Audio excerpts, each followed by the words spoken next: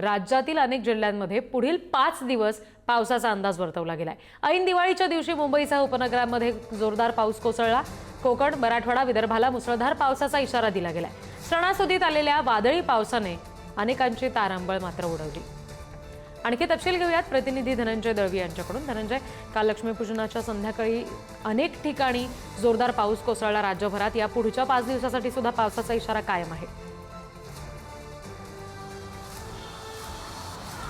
रिद्धी, आपण जर पाहिलं तर ऐन दिवाळीमध्ये अरबी समुद्रात कमी दाबाचं क्षेत्र निर्माण झाल्यामुळे अनेक ठिकाणी पावसाच्या सरी बरसताना पाहायला मिळाल्या। आणि आपण जर पाहिलं तर ऐन लक्ष्मीपूजनच्या वेळेस संध्याकाळी हा पाऊस अनेक ठिकाणी वादळी वाऱ्यासह पडताना आपल्याला पाहायला मिळाला। त्यामुळे अनेकांची तारांबळ उडालेली पाहायला मिळाली। खऱ्या अर्थाने गाठीभेटी घेण्यासाठी आणि त्याचबरोबर व्यापारी वर्ग ज्या मोठ्या प्रमाणात त्यांना याचा फटका बसलेला सुद्धा पाहायला मिळाला। कारण की अनेक जण जे खरेदीसाठी बाहेर पडले होते त्यांची तारांबळ झाली। अचानकपणे हा पाऊस जो आहे तो बरसला आणि त्यामुळे सगळीकडेच ही तारांबळ पाहायला मिळाली। दुसरीकडे काही दिवस पुढचे 2 ते 3 दिवस जे आहे ते पावसाचा असाच अलर्ट हा हवामान खात्याने दिला। त्यामुळे अनेक ठिकाणी वादळी वाऱ्यासह पाऊस हा बरसण्याची, मध्यम स्वरूपाचा पाऊस खरं तर बरसण्याची शक्यता आहे। आणि त्याचबरोबर कोकण किनारपट्टी जी आहे त्याला सुद्धा पुढचे 3 दिवस हा येलो अलर्ट देण्यात आला। आणि राज्यात अनेक ठिकाणी